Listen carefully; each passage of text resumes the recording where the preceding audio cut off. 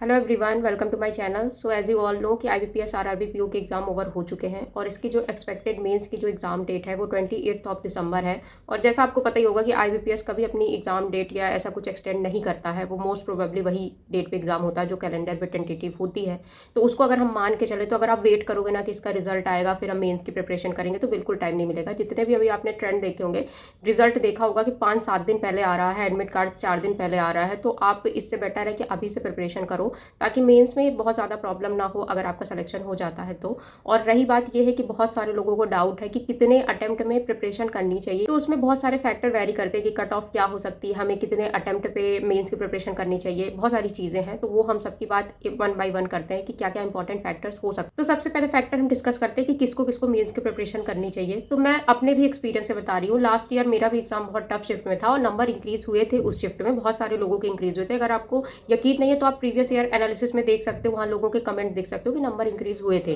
तो ऐसा तो बिल्कुल मान के नहीं चलना है कि अगर मेरा अटेम्प्ट बहुत कम है या मेरा पेपर टफ शिफ्ट में आया था, इजी में आता तो और अच्छे अटेम्प्ट हो सकते थे या अच्छी प्रिपरेशन हो सकती थी और अच्छा वहाँ पे स्कोर आ सकता था, बट वो नहीं आया।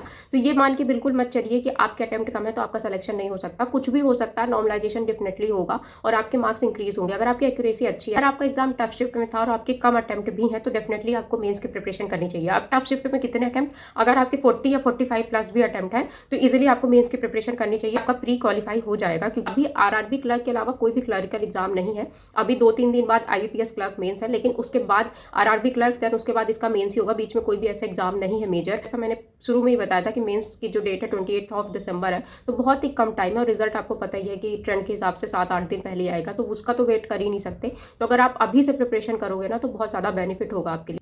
और गाइडली के तो 2 मैंने सेक्शनल लगा भी लिए आरआरबी पीओ मेंस के, अभी फुल लेंथ भी मुझे लगाना है। प्रीलिम्स के भी इसके मैंने सारे ही मॉक ऑलमोस्ट अटेम्प्ट कर लिए थे एग्जाम तक, क्योंकि जितना आप टफ की प्रैक्टिस करके जाते हो तो एग्जाम में थोड़ा फ़ायदा मिलता ही है।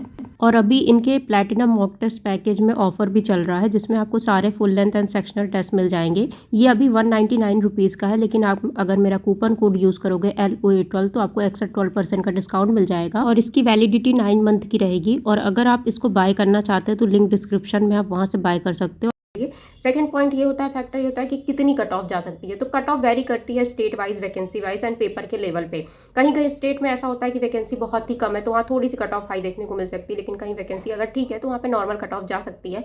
अब मैं ये नहीं बोलूँगी कितनी जा सकती है, कैसी जा सकती है, क्योंकि कभी कभी ऐसा होता है कि जैसे मैंने बोला ही है कि कम स्टेट में अगर वैकेंसी कम है तो दूसरे स्टेट में बच्चे अप्लाई करते हैं, फिर वहाँ की कट ऑफ बढ़ जाती है। और मेंस के लिए इसमें आपको एक सब्जेक्ट एक्स्ट्रा भी हो जाता है, वो है कंप्यूटर, तो उसको भी प्रिपरेशन करना है। सेक्शनल कट ऑफ है तो आपको सारे सब्जेक्ट की सेक्शनल भी निकालनी पड़ेगी, तो बहुत सारी चीज़ें। और इसमें ऐसा है कि टाइपिंग भी नहीं है, तो ये एक एज भी मिल जाता है कि जिनकी स्पीड बहुत अच्छी नहीं है, एग्जाम में अच्छे से परफॉर्म नहीं कर पाते डिस्क्रिप्टिव वाले सेक्शन में, बाकी सब में अच्छा परफॉर्म हो जाता है।